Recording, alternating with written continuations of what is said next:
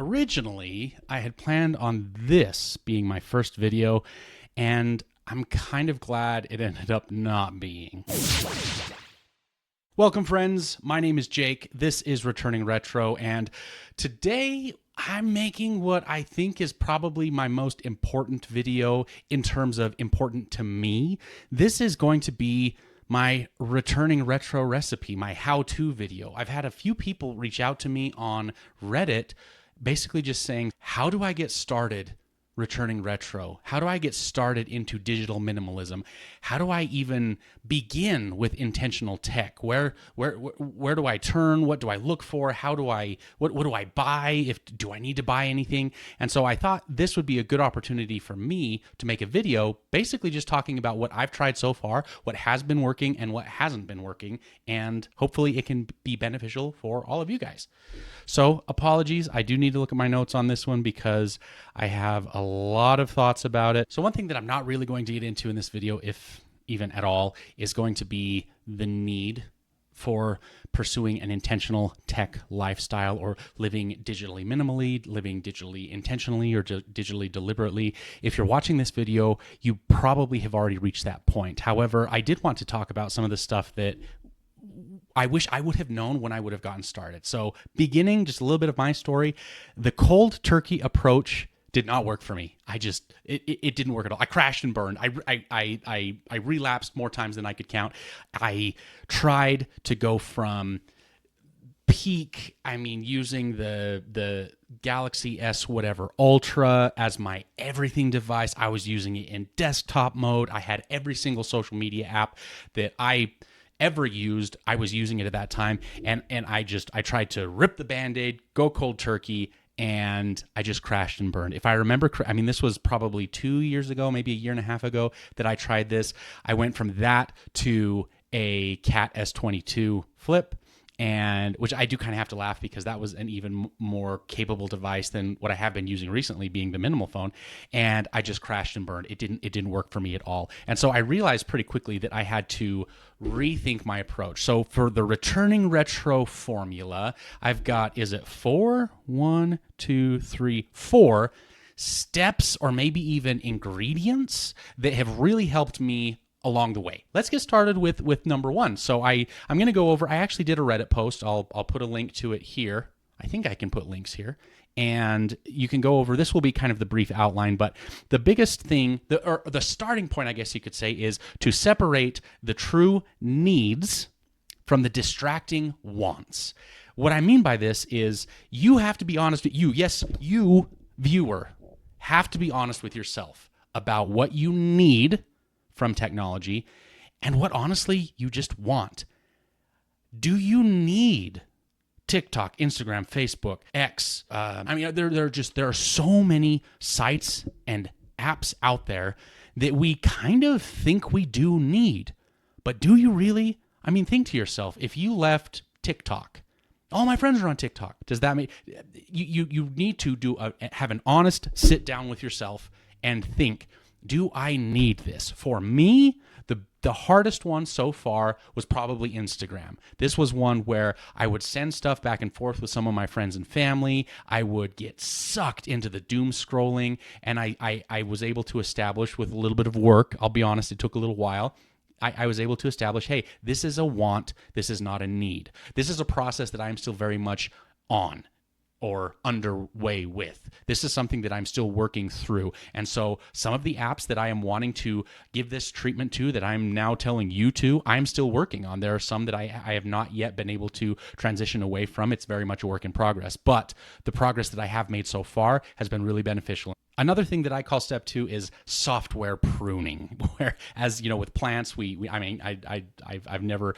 kept a garden or anything, but I do know a little bit about how with plants, there are certain things that you need to prune off of the plant in order for the plant to actually survive and thrive. Software pruning, as step 2 of the returning retro formula, is no different. There are certain things that you have grown into the habit of doing that you don't need, and I would argue are holding you back. And actually, I'm just going to read my own words here.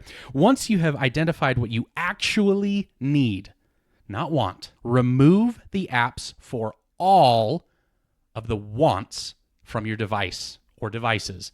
And then, and this is really important, my friends, shut down the accounts for the wants altogether. Cancel them. Go in, click the thing. Are you sure you want to? Well, if you need to come back within 30 days. I mean, see, they try to give you ways to fail at leaving. Yes, just do it. This is incredibly important to prevent you from giving into those temptations. Everyone has a completely different set of circumstances in their lives. So I can't tell you yes to this, no to this, yes to this, no to this, though there are some that I could probably universally do that with. I'm not going to do that. It's up to you. Determine what you need versus what you want. Uninstall the wants and then cancel the accounts for the wants. This was huge for me. This for me was one of my these 4 steps for me. I would consider maybe breakthrough moments in ways that were able to get me on track and stay on track. So number 2, step 2, this is something that I call the computer trick. So what this consists of is basically training yourself, getting in the habit of, if there is something that you can do, this is after we've gotten rid of the wants and we only have the needs. This is something where if you find yourself performing a task on your phone or your tablet that you could do on a computer, only allow yourself to do it on the computer. What would be better? I would recommend a desktop. Have it set up in a dedicated position in your house or in your apartment or in your flat or wherever it is that you reside, so that in order to do this, you have to get up from your couch, your seat, your bed, whatever, wherever it is that you're comfortable, move over to the thing, log on, do whatever you need to do, perform your task, and then be done. There's a couple of reasons for this, but the biggest ones, I think, are it incentivizes you to not get distracted by things that you otherwise would when you are comfortably sitting or laying somewhere scrolling on your phone. When you condition yourself to try to do as much as you can on a computer, preferably a desktop computer, you create an environment in which you have to put in more effort to perform those tasks than you otherwise would, and therefore the effort required to do distracting things will be even more so as well. So get rid of the wants, not only off of your device, but close the accounts, train yourself to do the computer trick. And number 3, find your own personal, intentional tech combination. So again, to read my own not so eloquent words, this includes making changes to the mobile hardware and software you use to assist with points 1 and 2 above. This might include things like phones with e-paper or e-ink displays, such as you've maybe seen on the channel, the minimal phone, the Big Me Highbreak Pro, a couple of other devices coming on the channel, a little spoiler alert, the Mudita Compact, maybe something that's kind of a hybrid device like the Big Me B7, something like that. Ones that have maybe super small displays, such as a really good one is the Unihertz Jelly Star is a great device. The screen itself is only a couple of inches wide. It is very, very small, and so it, by its very design, incentivizes you to not want to spend as much time on it as you would a great big nice phablet or tablet for that matter. Some other retro features, QWERTY keyboards, the regular T9 keypad. These are becoming more available than they have been in the last few years, and I recommend that you start looking into these. The other thing too, as far as maybe more of the software side of your intentional tech mix, would be minimalist launchers. I can name a couple of ones that I have tried and really like. Niagara Launcher, O Launcher. I know that there are some other ones, and I think that there are some for iOS as well. I just am not an iOS user, so I'm not personally familiar with them. I can't really make any recommendations there. These are all things that can be very, very helpful, again, in steps 1 and 2 before, when you take software and hardware limitations and mix them into your intentional tech personalized combination. Now, one thing that I would recommend, you may be either unable to get your hands on one of these devices, maybe you can't afford it, maybe there aren't any nearby where you live currently. One thing that where I started out with this, honestly, is I just found an older phone in a drawer and just got myself used to using a more limited experience, even if it was just a little bit. Again, in my own personal experience, I went from using the I can't remember if it was the S24 or the S25 Ultra, which was a either last year or this year's phone, and I went to an S20 Fan Edition. So it was a 4 or 5 year older phone. It had that many years fewer features, that many years not as good of a camera, that many years, not as fast of onboard memory. And it kind of got me used to not using the cutting edge technology in my day-to-day to sort of get me ready to make the shift, or make the jump rather, to some of these other options like I have just talked to you. And I think that maybe was something that I was missing when I tried to go cold turkey and go straight from that device to the Cat S22. Was I just went from point A to point Z, and I should have done a little elemental P in the middle there as well, which using the S20 for a number of weeks was able to do that for me. So throwing out some options here to see what might work for you guys. For some, you may be able to go from whatever device you're using right now to one of these intentional tech devices, and sometimes even going into more of a vintage smartphone might do the trick for you. For example, nowadays, the BlackBerry Key 1, the Key 2, the Key 2 LE, I think it is, are still fairly functional devices. Yes, they don't have the latest version of Android, and not all apps are going to be compatible with them, but for folks that are wanting to be in the intentional tech, or even drill down to the digital minimalism area or lifestyle, they're a great option. Now, ingredient, or step number 4, might be the most important one. And this is something that I really struggled with, being a bit of a perfectionist and super, super hard on myself.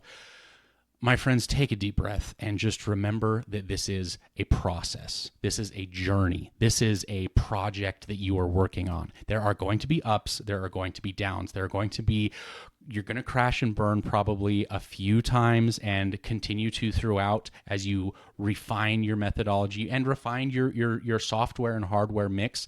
There are many, many, many of us out here on this exact same journey. So reach out, try and find us. I think that there really is a power in community, where you have a group of like-minded individuals that are really working on the same thing, that have the same goals. This is kind of the entire reason I started Returning Retro in the first place, both the YouTube channel as well as the Reddit page, for us to come together and share ideas of what works and what doesn't. So again, step number 4, ingredient 4 of the Returning Retro recipe, the Returning Retro formula, is do not get down on yourself, do not be hard on yourself, but also don't give up.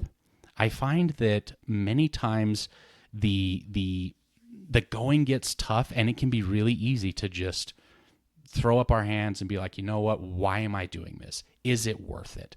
Nobody I know is doing this. This is something that I thought was a good idea. Maybe it isn't. I'm here to tell you it is a good idea. And it does get better. It gets easier the more that you work through it, the more you trial and error. You will find things that work for you and things that don't. But just remember, find out what your needs are and get rid of the wants. Remember the computer trick, specifically if you can have a PC set up in a dedicated location that you have to get up from wherever you are and go to do whatever tasks that you may need to do. Find that right balance of intentional tech from both a hardware side, a software side. Look into some retro devices, look into some vintage devices that might meet your needs, and experiment as best you can. Also, side note, ask questions. Make use of the Returning Retro subreddit. We out what has worked for other people that might work for you.